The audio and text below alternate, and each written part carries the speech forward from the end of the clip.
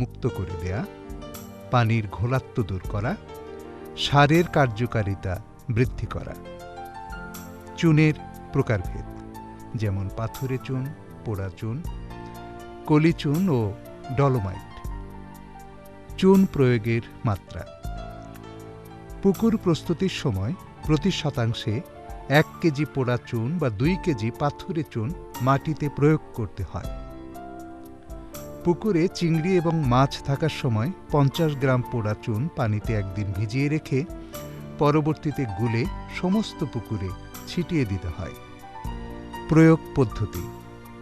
শুকনা ও ভেজা মাটির পুকুর ঘের প্রস্তুতকালীন সময়ে প্রয়োজনীয় চুন গুঁড়া করে ঢালসহ সমস্ত জায়গায় সমানভাবে ছিটিয়ে দিতে হবে। সার প্রয়োগের মাত্রা। ঘের পুকুর প্রস্তুতকালীন সারের সুপারিশকৃত মাত্রা নিম্নরূপ। সারের নাম: কম্পোস্ট জৈব 5 থেকে 7 কেজি, ইউরিয়া প্রয়োগ মাত্রা 100 থেকে 150 গ্রাম, টিএসপি 50 থেকে 75 গ্রাম। সার প্রয়োগ পদ্ধতি। শুকনো পুকুর ঘের প্রয়োজনীয় জৈব সার সমানভাবে তলায় ছড়িয়ে দেওয়ার পর চাষ দিয়ে ভালোভাবে মাটির সাথে মিশিয়ে দিতে হবে। পানি ভর্তি পুকুর ঘের টিএসপি ও গোবর সার একত্রে একটি বালতি বা ড্রামের মধ্যে 3 গুণ পানিতে 12 থেকে 24 ঘন্টা ভিজিয়ে রাখতে হবে।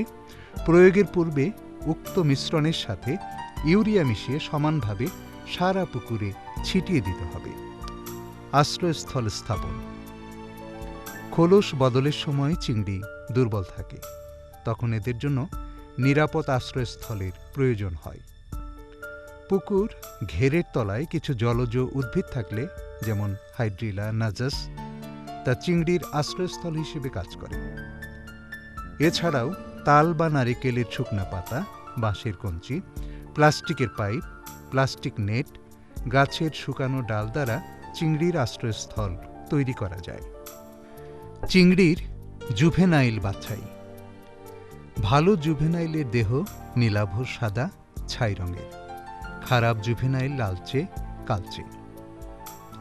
ভালো জুভেনাইলের অ্যান্টেনা ও উপাঙ্গসমূহ ভাঙ্গা থাকে না। ভালো জুভেনাইলের খোলস পরিষ্কার, কিন্তু খারাপ জুভেনাইলের খোলস কালচে ও শ্যাওলাযুক্ত। ভালো জুভেনাইলের খাদ্যথলি পরিপূর্ণ, খারাপ জুভেনাইলের খাদ্যথলি আংশিক পরিপূর্ণ বা খালি থাকে। পিএল জুভেনাইল ও মাছের পোনা পরিবহন। আমাদের দেশে বর্তমানে আধুনিক পদ্ধতিতে পলিথিন ব্যাগে অক্সিজেনযুক্ত কার্প চিংড়ির পিএল এবং সনাতন পদ্ধতিতে ড্রাম বা অ্যালুমিনিয়ামের হাঁড়িতে চিংড়ির জুভেনাইল ও মাছের চারাপোনা পরিবহন করা হয়ে থাকে। তবে সুযোগ থাকলে আধুনিক পদ্ধতিতে চারাপোনা ও জুভেনাইল পরিবহনও অধিক নিরাপদ।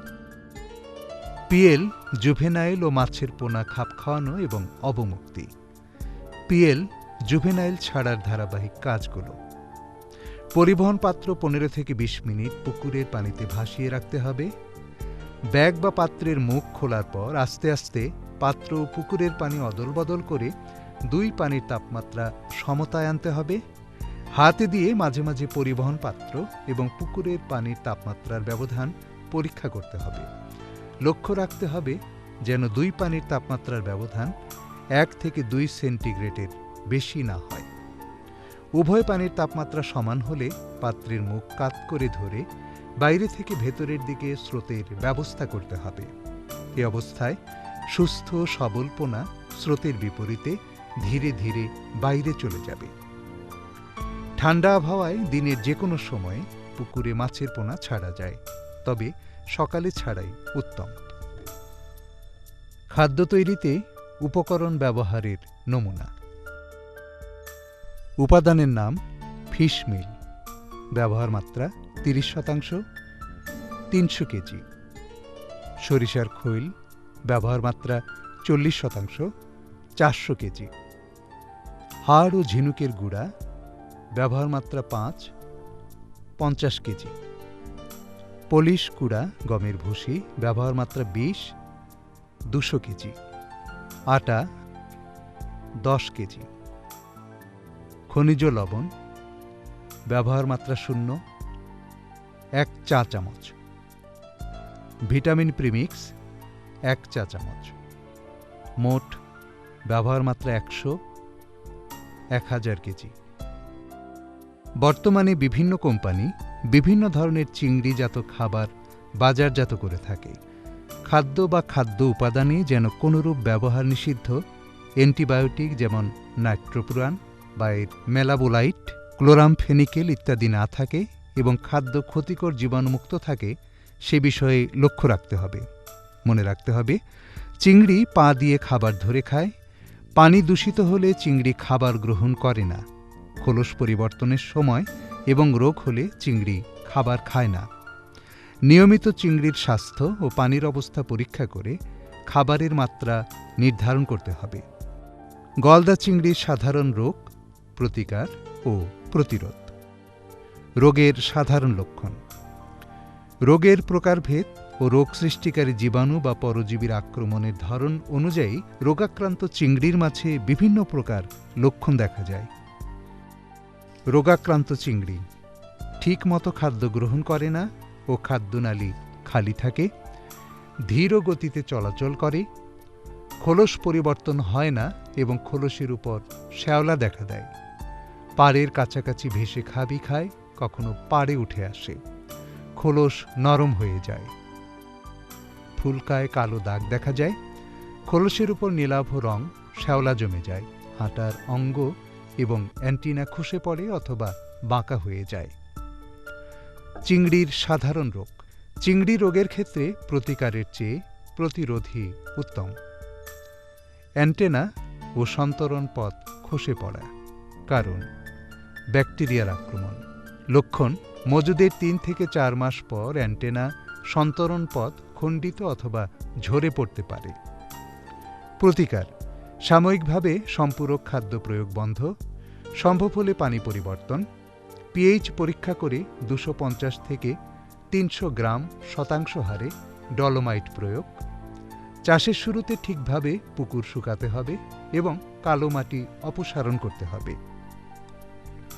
খোসা শক্ত হয়ে যাওয়া, কারণ পরিবেশগত দূষণ, পিএইচ বেড়ে যাওয়া, অক্সিজেন স্বল্পতা, লবণাক্ততা বা তাপমাত্রা বেড়ে যাওয়ার কারণে খোলস পাল্টায় না, শক্ত হয়ে যায়। লক্ষণ: খোলস স্বাভাবিক অবস্থার চেয়ে শক্ত, বয়সের তুলনায় চিংড়ির কম দৈহিক বৃদ্ধি। প্রতিকার: পানির পরিবেশ উন্নয়ন, পরিবেশের যে কোনো হঠাৎ পরিবর্তন যেমন পানির উচ্চতা বৃদ্ধি অথবা রাসায়নিক সার প্রয়োগ। ক্যারাপেস ও শরীরের উপর পাথর জমা, কারণ পরিবেশগত যে কোনো প্যারামিটারের তারতম্যের কারণে এটা হয়ে থাকে। বিশেষ করে লবণাক্ততা বৃদ্ধির ফলে এটা বেশি হতে দেখা যায়।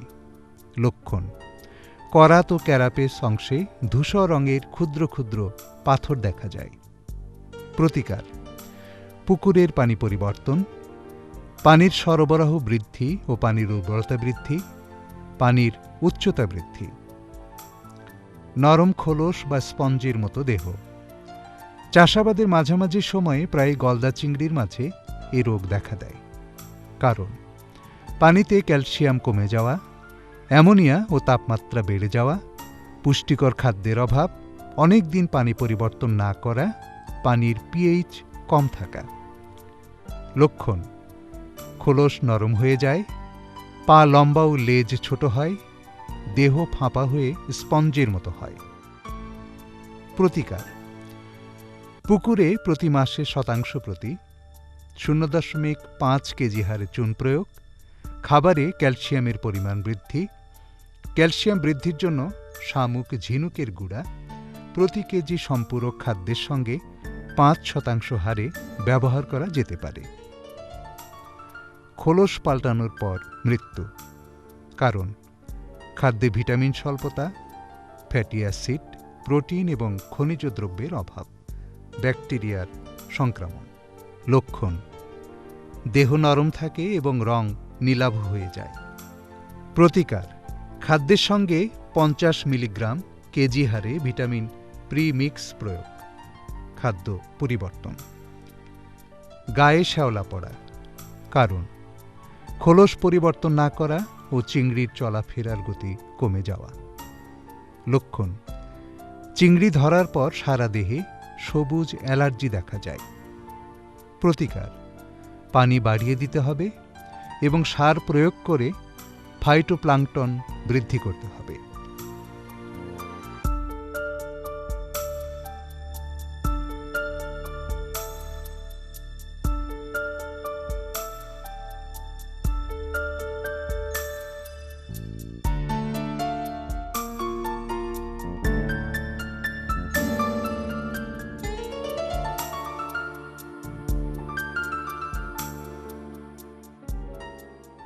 মাছ আহরণ পদ্ধতি: বেড় জাল পদ্ধতি, ঝাঁকি জাল পদ্ধতি, ট্যাপ, ঘুনি, দুয়ার ইত্যাদি পদ্ধতি, পানি নিষ্কাশন পদ্ধতি। আহরণের পর চিংড়ির গুণগত মান ভালো রাখার জন্য করণীয়: চিংড়ি ধরার পর ভালো পানিতে ধুয়ে কাদামাটি পরিষ্কার করতে হবে। ধরার পর চিংড়ি রোদে না রেখে অবশ্যই ঘরের মধ্যে বা কোনো চালের নিচে ছায়াযুক্ত ঠান্ডা জায়গায় রাখা। পরিষ্কার ও জীবাণুমুক্ত মসৃণ পাকা জায়গা অথবা প্লাস্টিক সিটের উপর রাখা, যাতে চিংড়ির গায়ে কোনো ময়লা, ঘাসের টুকরা ইত্যাদি লাগতে না পারে। পরিষ্কার ও শীতল পানিতে চিংড়ি ভালোভাবে ধুয়ে শীতল করা। পরিষ্কার চিংড়ি বরফ বা ঠান্ডা পানির ট্যাঙ্কে সর্বোচ্চ 1 মিনিট ডুবিয়ে রাখা, যাতে করে চিংড়ির শরীরের সব জায়গা বরফের মতো ঠান্ডা হয়ে যায়। প্লাস্টিকের বাস্কেটে তাপ রোধক বাক্স 1:1 অনুপাতে বরফ ও চিংড়ি রেখে যত দ্রুত সম্ভব বাজারজাত করতে হবে।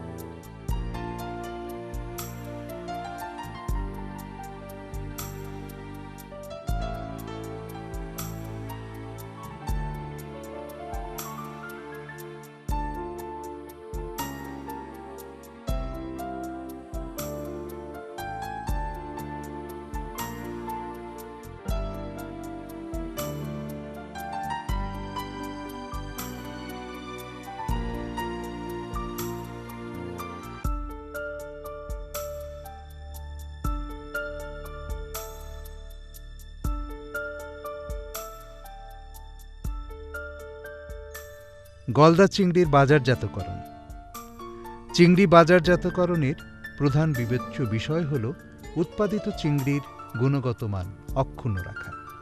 এজন্য আহরণের পরপরই বরফ দেয়া, স্বাস্থ্যকর পাত্রে সংরক্ষণ ও পরিবহন করতে হবে। চিংড়িতে যেন কোনরূপ দূষণ, যেমন জীবাণু, রাসায়নিক, অপদ্রব্য সংক্রমণ না ঘটে সে বিষয়ে সতর্ক থাকতে হবে।